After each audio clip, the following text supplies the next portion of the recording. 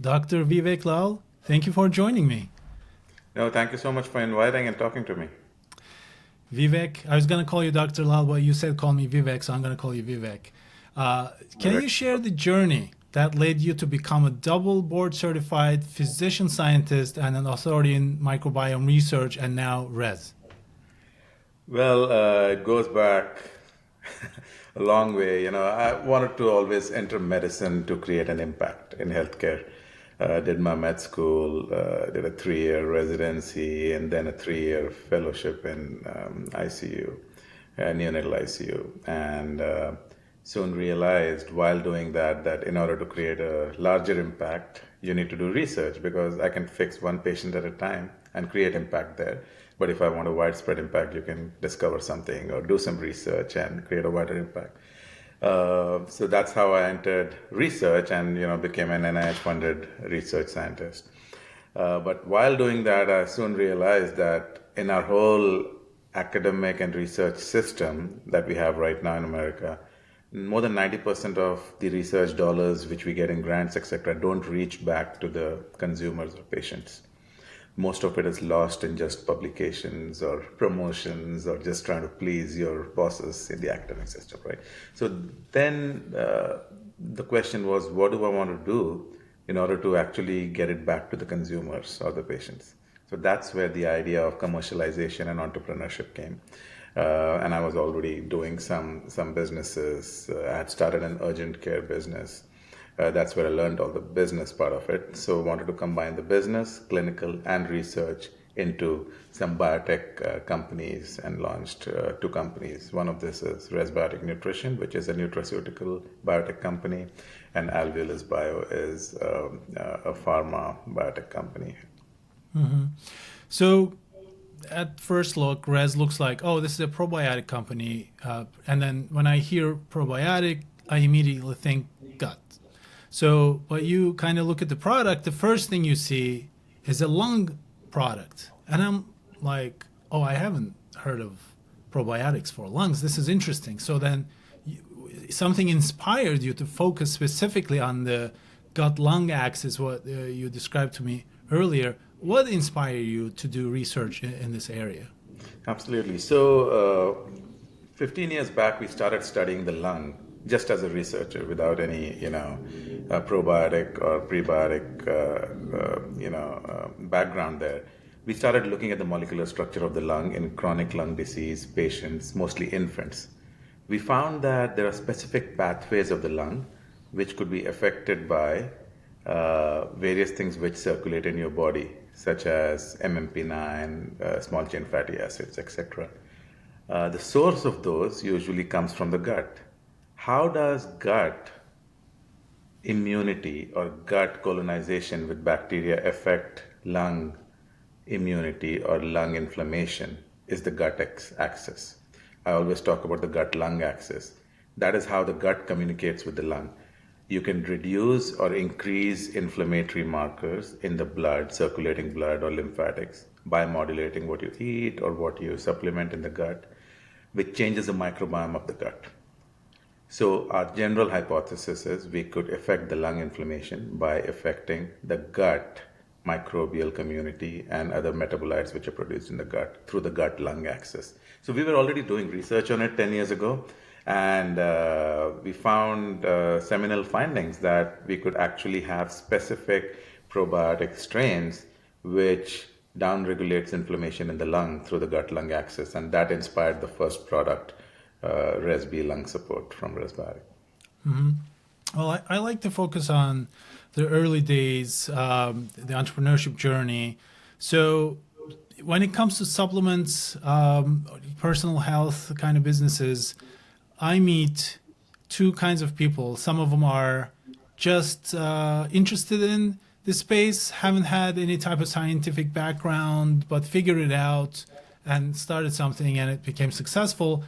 And sometimes I meet people like you who come from the scientific background with PhDs and researchers and a lot of science. So that's also an interesting path because scientists becoming entrepreneur is also not a natural thing to me. Like it feels to me not necessarily it lends itself as a like I'm a business like a lot of scientists are not necessarily made for being business people. It's a very different thing. I kind of remember back in the day, like in the engineering school, some of the smartest people that I used to go to school with, they never could be entrepreneurs, and they didn't end up being entrepreneurs anyway. Like they're either working in academia or like just research and things like that. And I can never imagine them being an entrepreneur.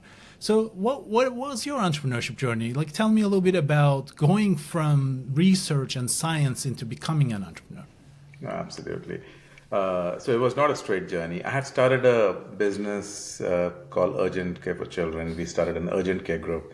Before that, I did not even know what EBITDA meant, or I did not know business, so to say. 15 years ago, I was purely a physician and a scientist, and soon learned business and explored that side of me that I was sitting in the boardroom with, MBAs from Harvard, Wharton, and whatnot. And I could learn that, but they could never learn what I had, like, right, the medical and the scientific knowledge in that short period of time. That gave me confidence that, yes, this skill can be learned. And I learned how to do business after that. But the biggest point here is I firmly believe that any entrepreneur, if they have subject expertise or technical expertise, they could lay the foundation for the business or a product in that case, right? Purely doing business on a product without having a product doesn't have the shelf life for the product, if that makes sense. To have the lifetime value of a product, to have the consumer trust on the product, to have a product which actually works for the long term, okay, you need to have product expertise. That could be a founder or a critical part of the founding team, right? So my goal was, how do we scientify the supplement industry? More than 60% of the US population is on some kind of supplement. 10 years ago, if you would have asked me as a physician, I would have never recommended a supplement, because supplements have this have this notion that most of it is snake oil, right? And that is for a good reason, because many of these supplements are not scientifically validated or tested, because many of these are not built using the scientific backgrounds that are supposed to, show efficacy. So I saw that as a huge opportunity, right? How do we take some percentage of the supplement industry and try to scientify it? That was the story behind me getting into supplement entrepreneurship. Yeah. Mm-hmm. And so let's go back again to the first 3 months of Res.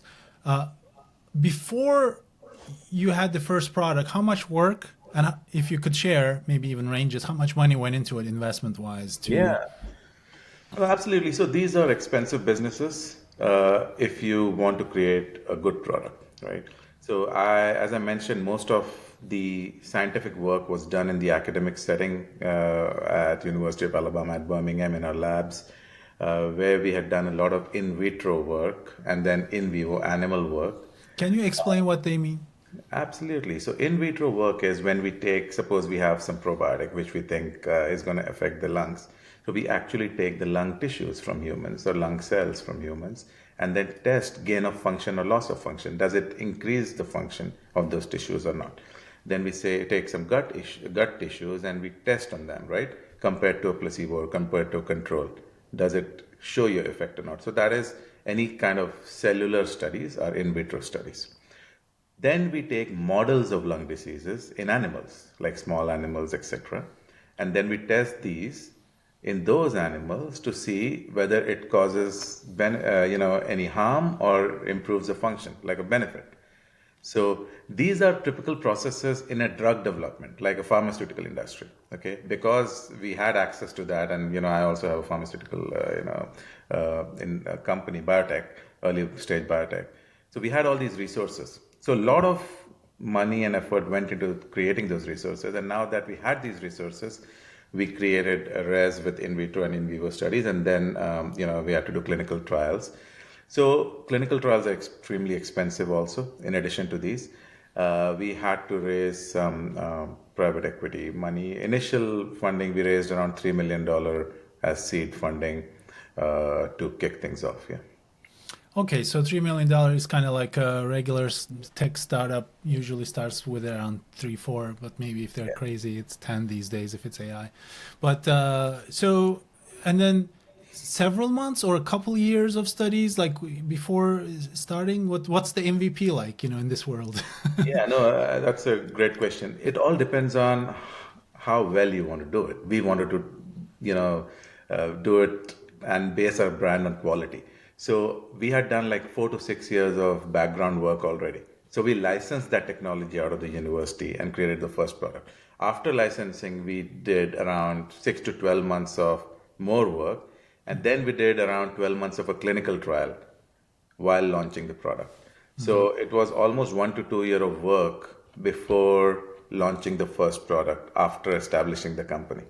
Okay, so now we worked on this for a couple of years. Our first product is the lung probiotic. It's ready. It's in a box. Uh, there has been clinical trials. By the way, you don't have to do clinical trials for any kind of supplement, right? This is like a very scientific supplement. That's why you did it. See, that is what I mean by scientifying the supplement industry. Yeah. Unless you have some clinical data to prove that the product does this, you don't know if the product does that. Many people claim things on ingredients, this or that, but the real efficacy results could be seen only by randomized controlled trial, clinical trials. So that is why for us it was important to show the efficacy to the larger population by clinical trials. Yeah.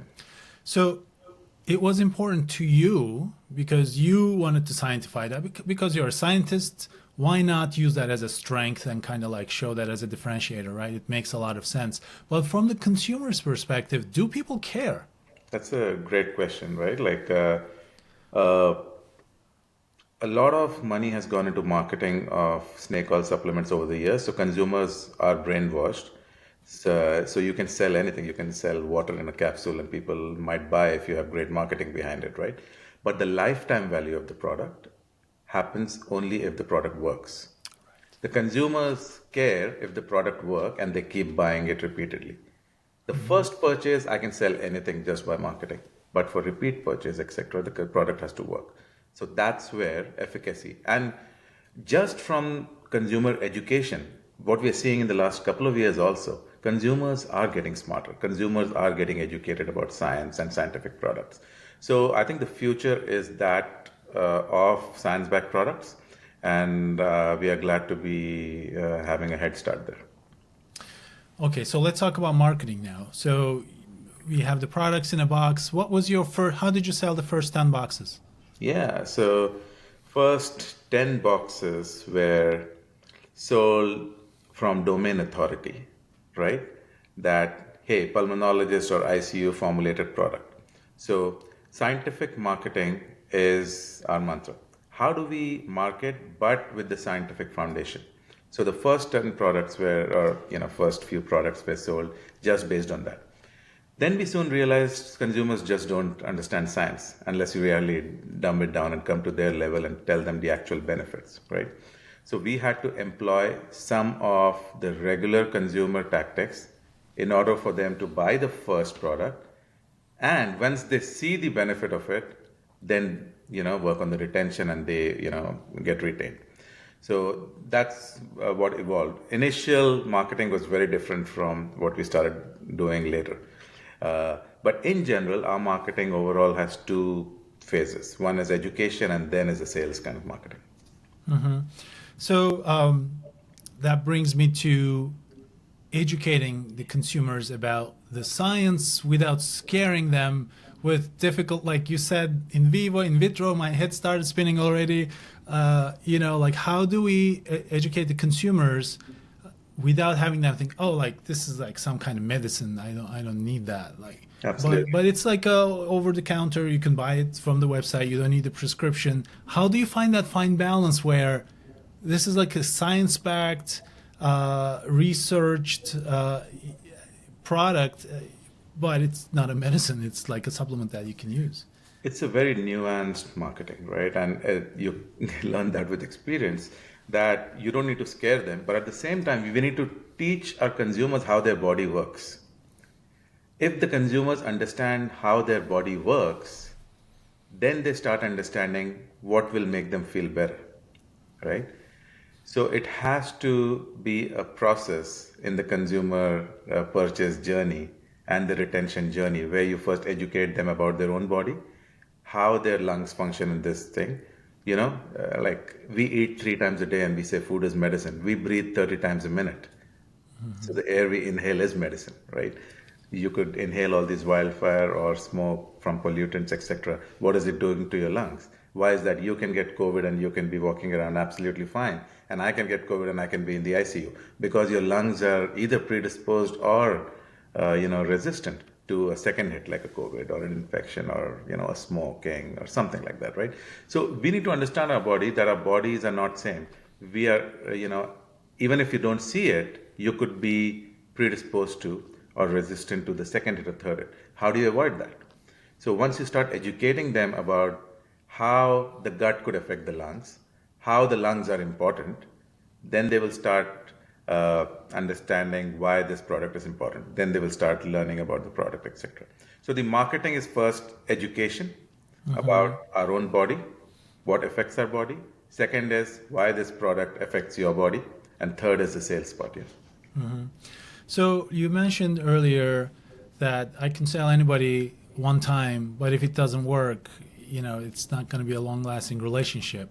So when did you know that res was actually working and people started coming back to you and saying that, look, like what were they saying? For instance, there's a mention of mucus that you and I kind of talked about earlier before the recording, but did people start coming back and saying, look, this works? And when did you know that, okay, we have something in our hands, it's really, really working, people like it, it changes their life? When did you know that? Absolutely. So product market fit, right? Like we understood that 3 to 4 months into launching the first product. Uh, as any entrepreneur, you're skeptical, right? When you launch something, you have to look for the product market fit. Either you're very overconfident to begin with, hey, this will sell like hotcake, and then consumers teach you that's not the truth. I was, because I'd done some business in the past, I was cautiously optimistic. So I wanted to see actual product market fit. So in 3 to 4 months, we started getting calls from the consumers, right? That my life has changed. We would get calls from people who have had although we don't claim any diseases, right, with supplement, we would get calls from people who had COPD or asthma or these kind of patients that, hey, I was on oxygen for so long and that is off now. I was, doing this and this is the condition. And these are unsolicited calls. They would ask for me. It was a small team and, we were just selling a little bit. So they would ask for me to get on the call. And I would sometimes get on the call initially in the first 3 4 months. And I would hear that from these consumers How did that make you feel? so that, I always say as a doctor, you treat patients and, as an entrepreneur, you make money and whatnot. But that is probably the most satisfying thing. That made me feel we have something good on our hand. We need to propagate it. We need to get it to mainstream and, we have something good. That is product market fit in my view, right? Yeah. So 3 4 months after launch, you started getting this feedback, and that's when you knew that, okay, this thing is working. So did you only have that one product? Did you have only the lung one at the time? Okay, so this is 2021, 4 years ago? So 2022, January, we launched our lung product. 3 to 4 months later, we started, selling. That's when we started putting some resources behind it to spread the word. And, we did not launch any other product, although we had 2 or 3 concepts ready because we are a science-backed company, right? So our R&D team we wanted to, because we were the first respiratory probiotic in the world. We started winning some awards here and there, and we started to just push that product. We did not launch our second product until January of 2023, although the products were kind of ready. Yeah. Yeah. So when you say R&D team, I'm thinking to myself as a kind of various in the past VC funded software businesses, engineers, expensive engineers, $3 million in the bank that melts away very quickly. What kind of R&D team are we talking about here? Yeah. How small, how big is it? So yeah, our R&D team consists of PhD scientists, research associates, MD, PhD people. It's a pretty large team. As I said, I do, run another biotech. So that is my R&D biotech. So the very fact that I control both, it's easy for us to, use that as the R&D team for product development here on a Gotcha. contract basis. On a contract basis. Okay. Yeah. And then when did you know that the second SKU had to come into play, which is I imagine the GLP-1 gut probiotic, I imagine? So the second SKU was a prebiotic. So the Prebiotic. first one was a probiotic, the lung probiotic. Second is a prebiotic. So probiotics are live bacteria which improve your health, right?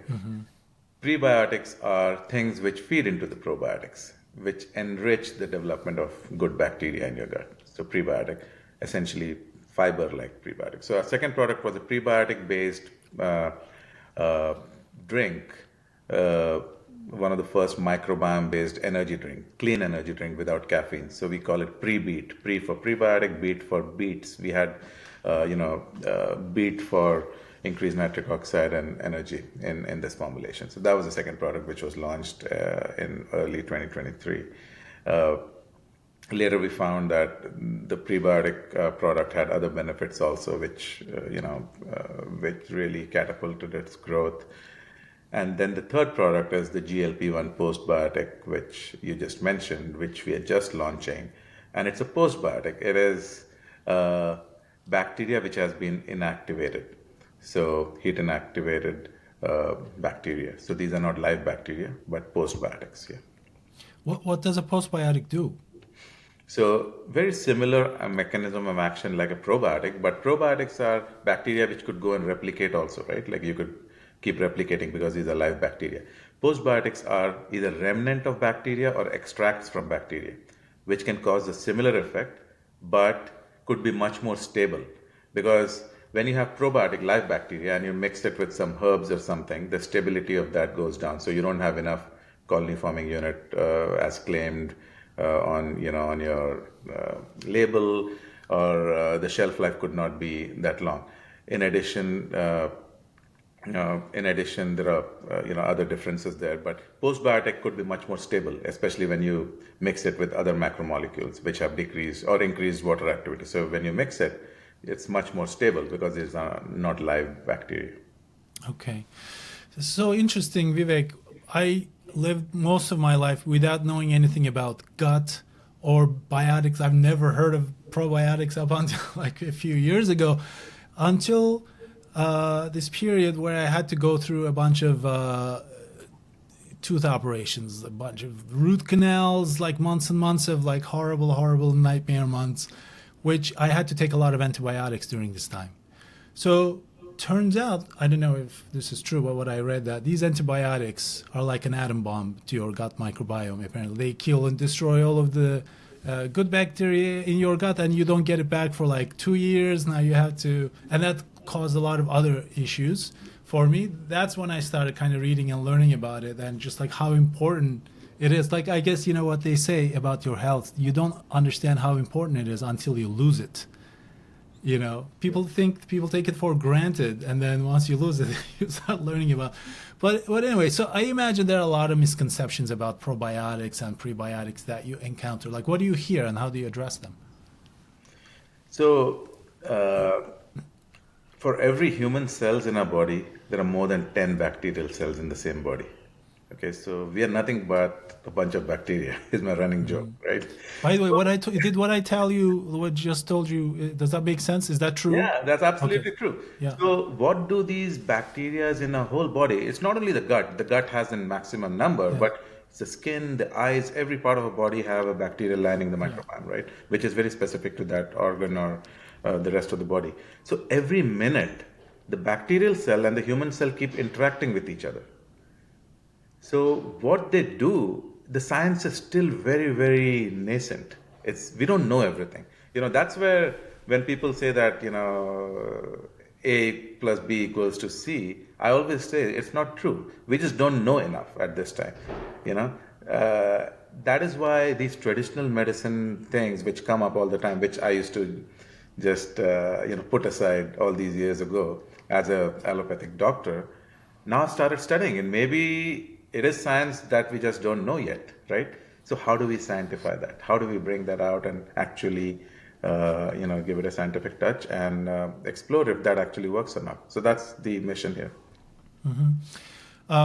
So, Vivek, what kind of marketing approaches was working well for you in the early days, and what's working now, and what kind of stopped working? Yeah, so we we did a lot of trial and error. We were the first ones launching a new category of respiratory probiotics. So we were creating a new category. So and we were primarily e-commerce until recently, where we went into retail. So marketing strategies, we were leveraging social media a lot, mostly Meta and Google. Uh, and most of our sales were coming from those channels. Like ads or influencers or creators or? Initially ads, and then moving on to influencers and creators there. Then we realized the importance of email marketing, and mostly for retention, but also for acquisition. And So, education, right? and education, Yeah. because education is such a vital component of our brand ethos. So yeah, initially it started with only social media. Now it's a good mix of social media, influencers, and email marketing. For the creators and influencers watching and listening, what's your ideal partnership like? What kind of influencers, creators make sense for you? Because I imagine a brand like you must be very picky on who you work with because of some of the claims that you need to make. Is it more like technical, clinical type of folks, or is it just like regular everyday people, or people who have diseases or lung diseases and things? I think people who people can trust. You know, I think a foundation of a brand is trust. We have a very strong relation with our consumers, that of trust. Most of our consumers just ask us, "Hey, what are you launching next?" Because they don't care what, but they're coming from a source which they trust. So we want to leverage influencers, etc., who people trust, whether it is medical background or just regular people who people trust because they have not lost their credibility. They're not just selling anything which comes their way, right? They have done their research, or they have done their due diligence before selling something, or before supporting something, or before partnering something.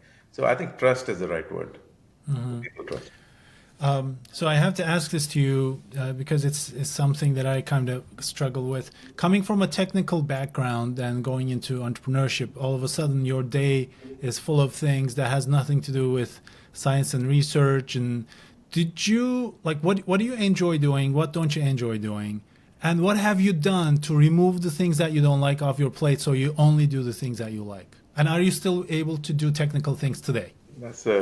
That's a very good question. I give a lot of interviews. No one has asked me that. Uh, you're right. A lot of things which come on my plate is non-technical, but I think more than technical things, what I like is learning new things. I think anything which keeps me going, it's new knowledge, whether it is marketing, whether it is SEO. I did not even know what SEO entailed. I did not even know what ROAS meant 10 years ago, and those kind of things. So learning new things and getting smarter every day with smarter people around you is what drives me, and I love it. I just love it. Yeah. Speaking of learning new things, what's your take on AI? How do you use AI at Res? We do use some AI, especially for creatives and analytics and some other things. But I'm very bullish on AI. I am more bullish on ethical AI. I have a concept of ethical AI because AI just by data scraping uh, can lead to bad models being created, right? Ethical AI would be scraping from good data sets. Creating those good data sets is tough, but many people have created good data sets. So I think AI has a great potential in every field. I think the impact of AI would be probably grander than what internet was in every space, not only supplement or marketing, I think in every space, and for the good. Vivek, knowing what you know, not just from the res experience, but maybe a couple of decades of other research experience, everything that you've learned. Today, if you wanted to start a new venture, and it can be anything, it doesn't have to be in, biotech or supplements, or it can be anything. What would you pick and why? If I had to start something new. Yeah, like tomorrow, a new company starting. Like, do you ask yourself, the supplements that are just so challenging. It's so hard to convince people. It's like moving a rock up a hill. Wouldn't it be easier if I was just doing this other thing instead? Do you say that to yourself sometimes? Well, I don't say wouldn't it be easier, because I always believe that if it was that easy, anyone would do it. Anyone would Right? do it, right? Anyone would do it, and honestly, like I love what I'm doing now, so I would stay with this and make it big to make a big impact. I don't want to start something new if I've not taken what I'm doing to its full potential first. So, and if it was that easy, anyone would do it. Why should I do it? Yeah, I always say that too, especially now. It's so easy to start things. Maybe the fact that it is hard is a way to kind of differentiate. Vivek, my last question to you, top two problems giving you a headache right now, and top two priorities you're excited about for the year. I'll take the second one first. Top two priorities I'm excited about is we are going into mass market with res products here in a month or two. And we are going into international markets. We're launching in India, Australia, Mexico, and some other places, in addition to big box retailers in the US, which is both exciting and a challenge, right? Because you have to implement those. So that's the first thing. Second is just educating the consumers on a daily basis on the impact of accurate or good consumer products on their health is a challenge, but it's very satisfying also. Dr. Vivek Lal, thank you for sharing your journey with me. No, thank you so much for having me, Bora. It's a pleasure.